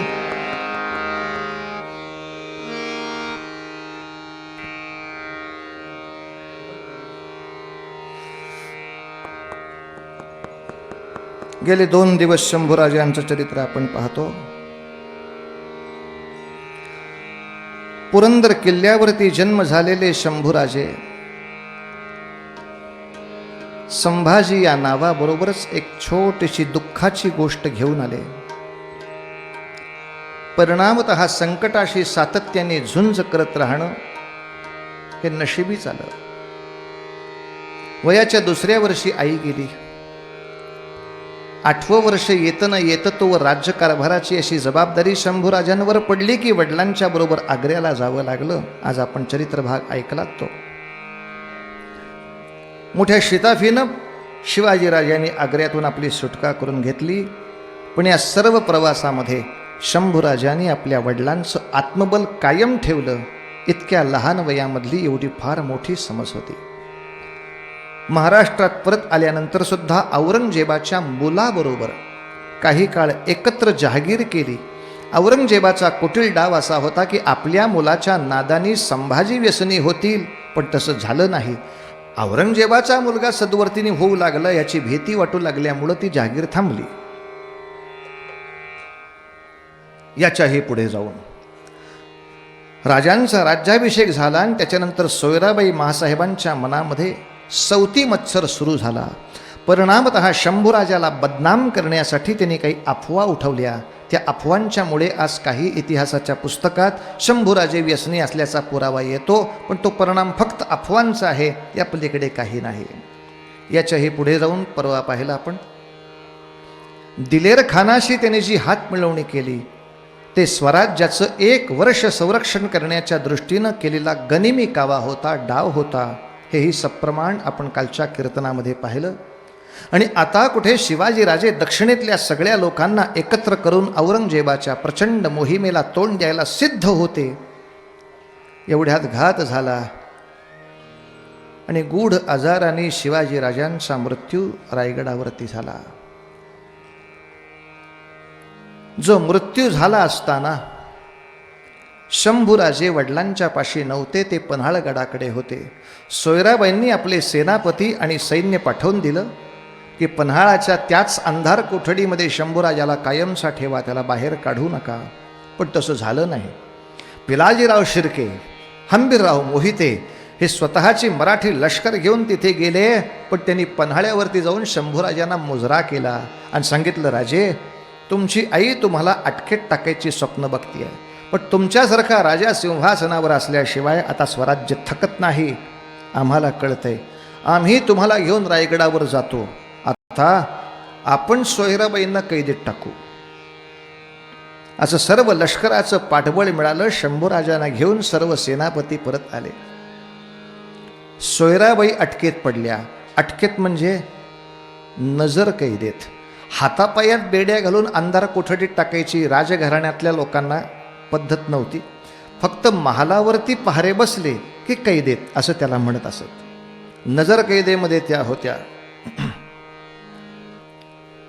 काही काळ सोयराबाईंचा मुलगा राजाराम म्हणजे शंभूराजांचा धाकटा सावत्र भाऊ, याला काही काळ कैदेमध्ये म्हणजे नजर कैदेमध्ये पहाऱ्यामध्ये ठेवला. का? त्याला पुन्हा हाताशी धरून कोणी बंडाळी करू नये यासाठी ठेवला. राजारामाशी वैर काहीच नाही. किंबहुना नंतर राजारामाच्या स्वभावाची एकदा खात्री पटली आणि मग जवळजवळ रायगडावरचा सगळा मुलकी कारभार राजारामाच्या नावे करून मुलुकगिरीवरती शंभूराजे बाहेर पडले. म्हणून काल आपण ते पाहिलं. जरी सोयराबाई कैकेयीसारखी वागली तरीसुद्धा रामायण आमच्यातलं संपलं नाही. तिचा मुलगा राजाराम हा भरतासारखाच वागला. भरत जसा रामचंद्राशी सातत्याने एकनिष्ठ, तसा शंभूराजांशी राजाराम राजे एकनिष्ठच राहिले, कायम एकत्र राहिले. सांगावं लागतं की हे सावत्र भाऊ आहेत. रामायणामध्ये राम आणि लक्ष्मण, भरत शत्रुघ्न सावत्र भाऊ आहेत. सावत्र भाऊ एकीनं वागले तर विजय मिळाला. आणि रावण, कुंभकर्ण, बिभीषण सख्खे भाऊ आहेत. ते एकमेकात भांडले, लंकेची होळी करून घेतली. आता कोण भांडतंय ते बघा. किमान शांततेचा संदेश आपल्याला जगाला द्यायचा असेल तर माझी कुटुंबामध्ये तरी शांत अशी प्रतिमा आहे का? नाही तर फळे तुमच्याकडं सत्यनारायण दिसतोय होय, मग काका का नाही आले? त्यांचं माझं पटत नाही होय काय. मामा का नाही आले? त्यांच्याकडे मी जात नाही. आणि मग आत्याबाई का नाही आल्या? त्या माझ्याकडे येत नाहीत. आणि मावशी का नाही आल्या? आम्ही कधीच बोलत नाही. प्रेमाचा संदेश. आणि आम्ही विवेकानंद जयंती साजरी करणार. विवेकानंदाने सर्व विश्वाला विश्वबंधुत्व गेलं. विश्वन बंधुत्व चुलीत. हरामखोरा तुझ्या घरात बघ. तुझ्या घरात तुझ्या भावाशी तरी तू भावासारखा आहे का? पुतण्याशी काकासारखा आहे का? काका आहे का बोका आहे? काका काका दिसतोय, बोका खाली वाकण धरून ठोका. मी तरी माझ्या घरामध्ये विश्वबंधुत्व जाऊ दे, गृहबंधुत्व तरी पळतो का? आपापला अभ्यासाचा विषय झाला. पण इथं तसं झालं. जसं भरत म्हणाला होता, रामा तू नको वनवासात जाऊ, तू राज्यावर बस, तू योग्य आहेस राज्यासाठी. तसं राजारामाने सुद्धा सांगितलं,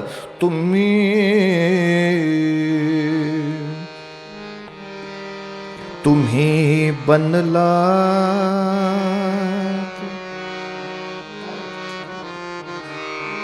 सारे ग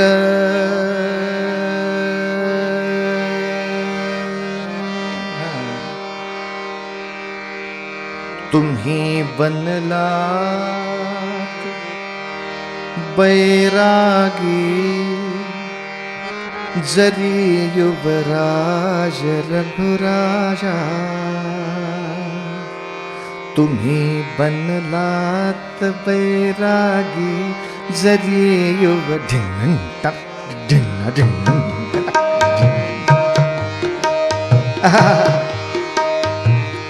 यूपी स्टाईलचं गाणं ढोलक. कभी सुख है कभी दुख है इसी का नाम दुनिया है. तुम्ही बनलात बैरागी जरी युवराज रघुराजा. अयोध्या होत हतभागी कसा मग हो मी राजा. तुम्ही बनला प्रजेने बांधिली पूजा सखा येणार रघुराज. प्रजेने बांधिली पूजा सखा येणार रघुराज. उधळुनी कायती लावू मनाची सांडोनी लाज. तुम्ही राजे तुम्हा साजे अयोध्याधीश ही पूजा. अयोध्या होत हतभागी कसा मग होऊ मी राजा. तुम्ही बनलात बैरागी जरी युवराज रघुराजा.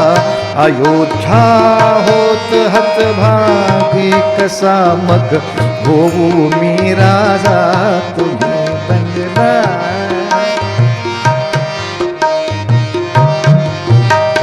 शंभूराजांच्या जीवनात या दोन माणसांची नावं फार महत्वाची घ्यायला हवीत.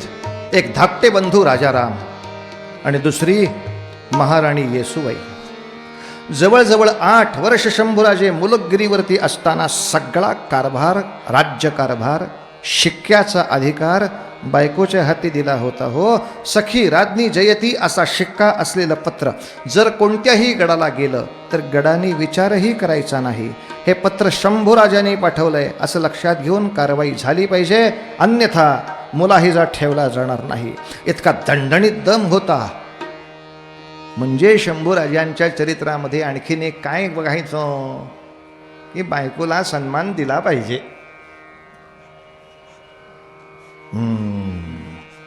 शंभूराजांच्या आदर्शामध्ये जसा पराक्रम आहे तसा सन्मान पण आहे. ती घराची स्वामिनी आहे. तिला गृहलक्ष्मी म्हणून पूजा करून घरात आणली, मोलकरीण म्हणून नव्हे. जर नवरा बायकोचं नाही पटलं तर बायकोला हाकलून द्यायचा नवऱ्याला अधिकारच नाही. का? ती घराची मालकीणच आहे. तू कोण हाकलणार? नाही पटलं तर घरात पार्टिशन घालून ती इकडे राहील, तू इकडे राहील. घरात बाहेर कशी काढता येईल तिला? का? ती लक्ष्मीच आहे ना, ती अधिकारी आहे त्याच्यावरती. तिला मालकीण म्हणून आणलंय आपण, मालकीण म्हणून आणलंय. पूर्वीच्या काळी बायकोचं नाव हेच होतं बरं. घरातला तो नवरा, हापिसातला प्यून. प्यून म्हणजे इंग्लिश होय ना. त्यात मराठी इंग्लिशचा गोंधळ नको करायला. हे हापिसमध्ये प्यून असतात, मग शुद्धीवर कधी असतात. प्यून म्हणजे हे प्यून नाही. हापिस म्हणलं ते माणूस जरी प्यून असलं तरी त्याच्या घरातली त्याची बायको कोण? मालकीनबाई. मालकीनबाईनं विचारल्याशिवाय पुढं काही होणार नाही. हो, बऱ्याच घरामध्ये दुर्दैवाने आम्हाला या नको त्या गोष्टीला तोंड द्यायला लागतं. जरा घरात आपले बुवा आले की नवऱ्याच्या अंगात येतं. काही नाही, आपल्या पुढच्या दिंडीसाठी आलेत लोक. अनेक वेळेला त्या लोकांच्या नवऱ्यांच्या अंगात येतं आणि बायकोची मानहानी करतात. हो, तिसऱ्या डोका देखत. काय सांगायचं आपले, हे आमच्या घरात जी कडक लक्ष्मी आहे, हो कडक लक्ष्मी, सर्किटच आहे. 10 लोकात नका ना बोलू, 10 लोकात नका बोलू. बायकाला काय किंमत द्यायची? त्यांच्या अक्का तिखट पिठापुरती हे बायको समोरच सांगायचं. आणि मग ती बायको बघतेस. आपले महाराजाला बोलवता का उद्या जेवायला? का? आता तिखट मिठाची अक्कल दाखवायची, नवऱ्याला दाखवून उपयोग नाही. आपले बोवर राग काढणार ती. आणि आम्ही जेवायला जायचं. मग तिनं स्वयंपाक करायचा आणि पहिला आमटीचा भुरका मारला रे मारला. हा सगळे केस ताठ, जिथून जिथून पाणी येणं शक्य आहे तिथून अक्कल तिखट पिठापुरती. आणि मग इतकं झाल्यानंतर तिनं कौतुकाने विचारायचं, बायकोची का आठवण झाली तुम्हाला आमटी खाऊन? बायकोची? माझ्या 42 पिढ्याची आठवण झाली मला, एका भुरक्यात माझी आठवण झाली. तुम्हाला एवढंच आवडलं असेल तर जेवण झाल्यावर फिरकीच्या तांब्यात तुम्हाला घरी सुद्धा दिन. हो, घरी माणसं किती, ह्यातनं वाचलो तर 4. हे तर मृत्यूपत्रच आहे. काय तिखट आहे का पीठ आहे? त्याची अक्कल तिखट पिठापुरती असं म्हणण्याऐवजी, अरे आमच्या घरात ती अन्नपूर्ण आहे म्हणून आमचं काम चांगलं चाललंय, एवढं बोलायला काय जातंय? हो, एवढं बोलायला काय जातंय? एकमेकाबद्दल आदर द्यायला शिकवलंच पाहिजे. शिव्या द्यायला नाही शिकवावं लागत, पण आदर द्यायला शिकवावंच लागतं. आदराने बोल म्हणून लग्नामध्ये उखाणा का घ्यायला लावतात? वेळ जात नाही म्हणून नाही, सवय लावायची. चांगलं बोल, सासूबद्दल मन आदराने काहीतरी. चांदीची वाटीन, सोन्याचा चमचा, नवऱ्याबरोबर सुखानं संसार करीन, सासूबाई आशीर्वाद तुमचा. सासू 2 फूट वर चालायला लागती रस्त्यातनं एकदम. चांगलं बोल. एकमेकाला सन्मान देण्याची पद्धत. बोलायचंच नाही. कशी तुझी सासून, कसे तुझे सासरे, काय सांगायचं आपले बुवा, काय सांगायचं आपले बुवा. का अहो, जुने झाले वाडे आणि मागं उरली पडळ. आमच्या घरातली सासू आहे ना, सासरा व्याताळा आणि सासू हाडळ. आणि असं इतकं सुंदर मंगळागौरीला नाव घेतल्यावर कसं तुला चांगलं नांदवा मला सांग. दुसऱ्याबद्दलचा आदर शिकवावाच लागतो. आणि आदराने बोलणं. पत्नीबद्दल केवढा मोठा आदर लक्षात घ्या. सगळा मुलकी कारभार तिच्या ताब्यात दिला, अर्थात नुसता आदर नाही, शिकवलंय तिला. कारभार दिलाय म्हणजे शिक्षण झालेलं आहे येसूबाईंचं. आणि दुसरं महत्त्वाचं सांगतो, ही सगळी लग्न झाली ती बिगर हुंड्याची.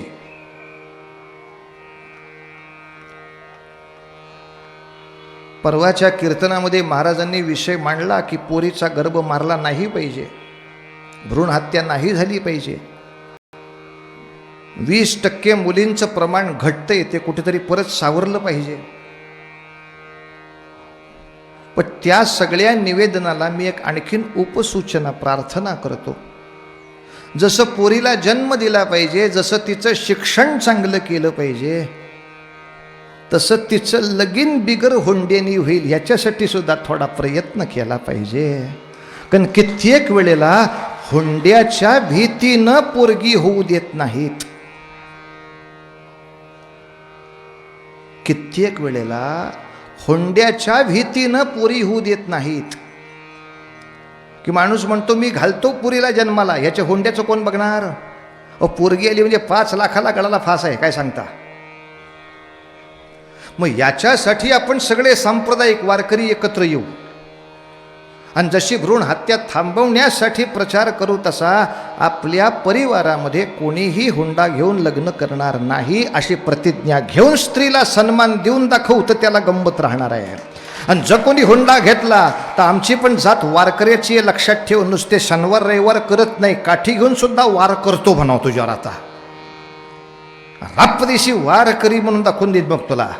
त्या घरावर बहिष्कार टाकायची ताकद पाहिजे की हे घर आमच्या हिंदू जमातीच्या लायकीचं नाही, हुंडा घेतो, शेण खाण्यापेक्षा वाईट आहे, शेण खाण्यापेक्षा वाईट आहे. वार वा हुंड्याच्या त्या नवरीच्या बापाची अवस्था,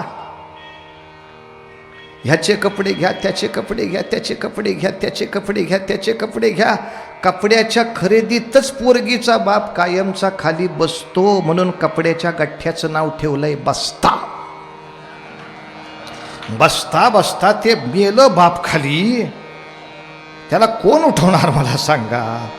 अरे नवऱ्याकडची माणसं सुशिक्षित आहेत, नवरीकडची माणसं सुशिक्षित आहेत, तुझ्याकडची 500 माणसं यायची, माझ्याकडं 500 माणसं यायची, लगीन दोघांच्या घरामध्ये आहे ना. मग प्रश्न येतो कुठं? निम्मा खर्च तुझा, निम्मा खर्च माझा, संपली की बैठक. उगा आपलं दुकानदारी आणि धंदा करत बसल्यासारखं हे तुम्ही करणार का आणि ते तुम्ही करणार का, काही करणार नाही. नारळ पोरगी देणार, काय करणार आहेस? सगळं लगीन तुम्ही करून दिलं पाहिजे का? पोरगी जन्माला घातल्याचं पाप केलं का? आणि नवऱ्याचा बाप झाला म्हणून तुला काय सोन्याची शिंग आली का? का नाही नवऱ्याचा बाप प्रेमाने सांगत, मी निम्मा खर्च करतो, काळजी करू नको. ही ताकद हिंदू म्हणणाऱ्या तुमच्या आमच्या विश्वशांतीच्या बॉम्बा मारणाऱ्या बापांना तरी यायला पाहिजे का नको? नाही तर आम्ही इंग्लंडमध्ये जाऊन बॉम्बलायचं. भारत आणि हिंदू धर्म हा विश्वशांतीचा धर्म सांगणारा आहे आणि हे अमेरिकेतल्या माणसांनी आम्हाला पेपर दाखवायचा. तुमच्याकडं पैसे नाही दिले म्हणून सुनेला जाळणारे हलकट सासरे आहेत. कुठलं विश्वबंधुत्व भारतात जिवंत आहे? हुंड्यासाठी लग्न मोडणारे हरामखोर जिथे सासरे शिल्लक आहे. हुंडा चांगला मिळाला नाही म्हणून सुनेला वाटेल तसं घालून पडून बोलून जाळून मारणाऱ्या बायकाच आहेत. सासून नणन एकत्र होऊन सुनेला जाळते, ह्याच्यासारखा चमत्कार नाही जगामध्ये. पैशाच्या अभिलाषेनं माणूस माणसाला जिता मारतो. बापरे, मला वाटलं बॅकग्राऊंड म्युझिकच लावले माझ्या मुद्द्याला बरोबर आलं होतं. या त्यांना कोण निरोप सांगणार? जेवायसाठी भूक लागायला हे केलं पाहिजे का? थांबन जरा, 1-2 वाजेपर्यंत थांब म्हणा, मग वाजवी तुझं काय वाजवायचं ती. हां निरोप दे. मग 2 वाजेपर्यंत कार्यक्रम असतात, 2 वाजेपर्यंत नको का? तशी म्हणजे भूक लागण्यासाठी फार काही नको, एवढं सगळं ऐकलं की लागतेच भूक. अहो मगाशी मी ते पूजन करायला गेलो ना, तिथं बघितलं, तिथं म्हणलं अरेच्या पंक्तीच बसल्या होत्या. म्हणलं 3 ते 5 महाप्रसाद आहे ना, महाप्रसाद खाण्यासाठी ताकद राहिली पाहिजे म्हणून आत्ता जेवून घ्यायचं म्हणजे थोडंसं. हे बरोबर आहे. तिथपर्यंत धीर निघाला पाहिजे. असं काय करतं म्हणजे महाप्रसाद घेण्यासाठी ताकद राहिली पाहिजे, त्यामुळे मग हरकत नाही. मुद्दा इतकाच आहे आत्ता, स्त्रीचा जन्म पाहिजे तसं जिचं शिक्षण पाहिजे तसा तिचा सन्मान पाहिजे. घरामध्ये सन्मान पाहिजे. ती गृहलक्ष्मी आहे. शंभूराजांनी प्रचंड मोठा सन्मान केला. आणि आता शंभूराजांच्या महायुद्धाकडे वाटचाल करताना आपण त्या प्रसंगाला आलो होतो. अरे गेले राजे शिवाजी, हळहळ उठली हिंद देशात भारी. सह्याद्री सिंह गेला, ढळढळ रडली हिंद भूशोककारी. गेले राजे शिवाजी, हळहळ उठली हिंद देशात भारी. सह्याद्री सिंह गेला, ढळढळ रडली हिंद भूशोककारी. सगळा महाराष्ट्र इथे शिवरायांच्या दुःखाने दुःखी झालेला असताना औरंगजेब 10 लाखाची फौज घेऊन दिल्लीतून निघाला. आता कोण अडवणार मला, आता कोण अडवणार मला, माझ्या फौजेला बोलून या बोला आला तो बऱ्हाणपूर नगराला. आता कोण अडवणार मला, माझ्या फौजेला बोलून या बोला आला तो बऱ्हाणपूर नगराला. कपटाचं जड पसरून, कपटाचं जाळ पसरून बघत ध्यान धरून औरंग्या बसला.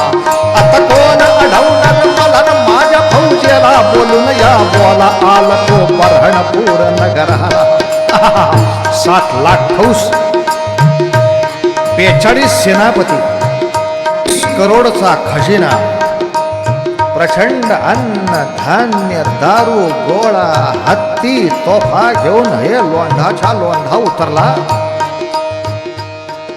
सगळ्या महाराष्ट्राचा जीव ऐरणीवर. काय करावं एवढ्या मोठ्या लोंढ्याचं? शंभूराजांनी ताबडतोब रायगडावरती सर्व सैनिकांची बैठक घेतली. सेनानी हो, काळ मोठा अवघड आहे, काळ मोठा अवघड आहे. आपल्या सैन्याचे आपल्याला 6 भाग करायचे आहेत. प्रत्येक किल्ल्याने त्याला जेवढा वेळ शक्य आहे तेवढा वेळ किल्ला लढवायचा. आज्ञा सोडा.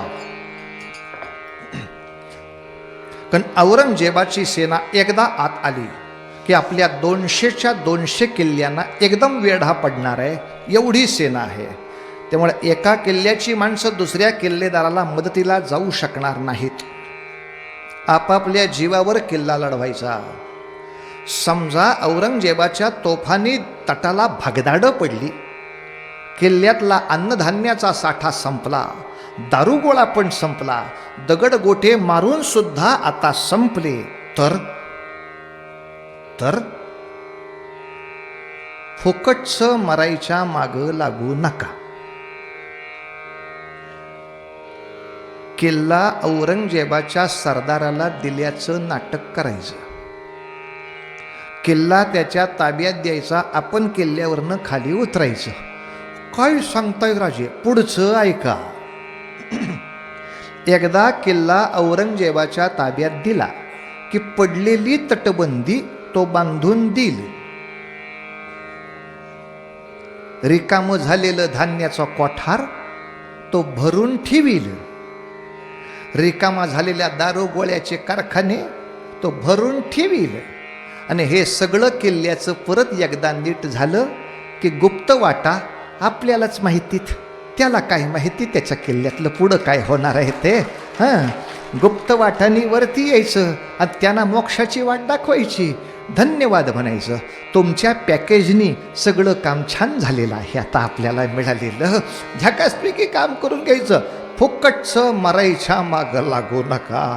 का? अरे लेको, आपण सगळे मिळून कसे बसे 1.5-2 लाख आहो. शत्रू एकट्या औरंगजेबाकडं 7 लाख फौज, एकट्या औरंगजेबाची 7 लाख. याच्याच बरोबरीनं महाराष्ट्रामध्ये आणखीन किती दुष्टग्रह. जंजिऱ्याचा सिद्धी, त्याला आपल्याला तोंड द्यायला लागणार. गोव्यामधला पोर्तुगीज, त्याला तोंड द्यायला लागणार. आरमारावरच्या लष्करी असलेला फ्रेंच आणि डच यांचे चाचीगिरी करणारी जहाजं, त्यांना तोंड द्यावं लागणार. एका बाजूला मुंबईतला गोऱ्या तोंडाचा इंग्रज, त्याला तोंड द्यावं लागणार. त्याच्याबरोबरीनं हे बाकीचे उरलेले बादशहा, त्यांना तोंड द्यावं लागणार. आणि हे सगळे कमीच पडले म्हणून घरभेदे. एका वेळेला 12 ग्रह एकाच पत्रिकेत दुष्ट ग्रह झाल्यावर किती किती ठिकाणी तोंड द्यायची. मात्र शंभूराजांनी एक ठरवलं, गड्यानो, आपल्याला फार लढायचं नाही, एकच लढाई अशी करायची की परत लढावं लागतं कामा नये. एकदा गोव्यामध्ये मारामारी झाली, पुन्हा आयुष्यात गोवा बघितलं जरी नाही तरी ते लटलट कापतच राहिलं पाहिजे तिथं. इकडून नुसतं बघितलं की चड्डी वली, मला यायचीच गरज नाही तिकडं, एकदाच करायचं काय जे करायचं ते.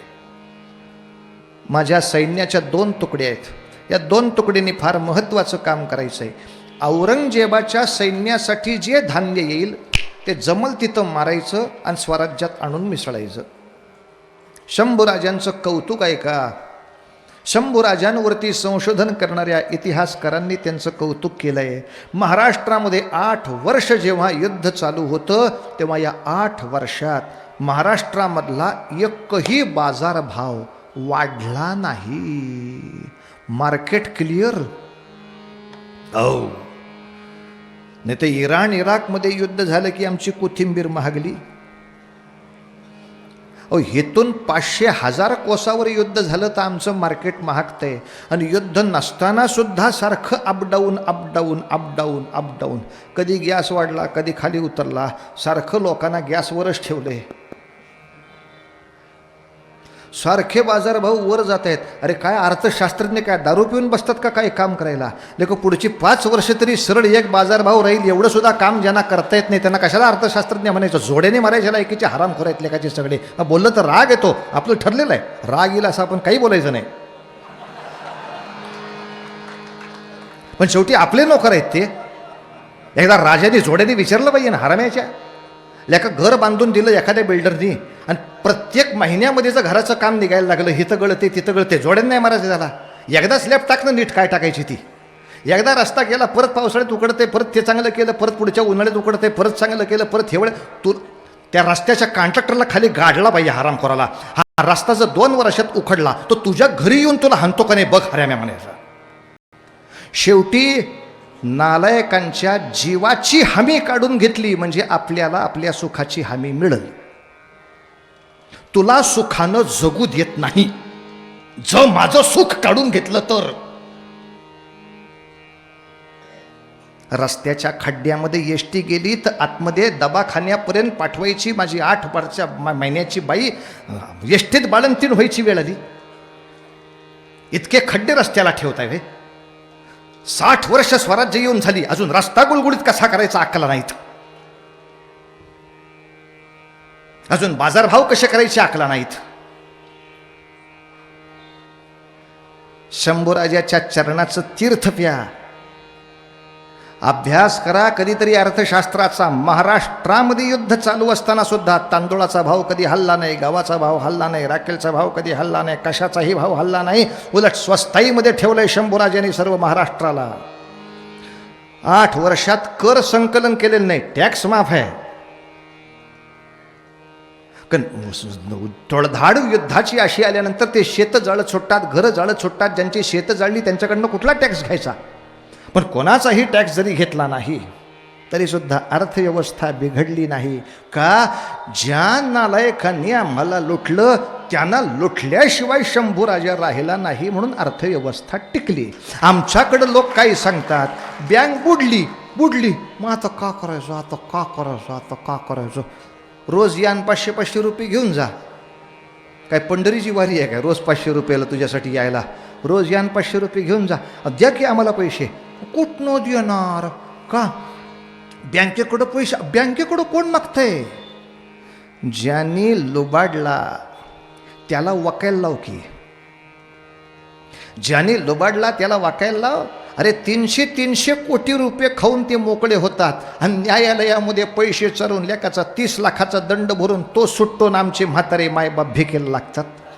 हा काही न्याय झालाय होय? 300 करोडचा घोटाळा जर 30 लाखामध्ये मिटत असेल तर मग का करू नये हा प्रश्न उभा राहणार आहे. न्याय तेव्हाच टिकतो जेव्हा गुन्ह्यापेक्षा शिक्षा मोठी असते. शंभूराजाकडे न्याय असा आहे, जर 30 लाखाचा घोटाळा केलास तर आहेत ते 30 लाख तर ओकावेच लागतील. वर तुझ्या मायबापाकडचे पूर्वजांचे आलेले 50 लाख ओकावे लागतील. याद राख, माझ्या स्वराज्याकडे बघू नको. याद राख, माझ्या स्वराज्याकडे बघू नको. एकेकाला पकडा, एकेकाला पकडा.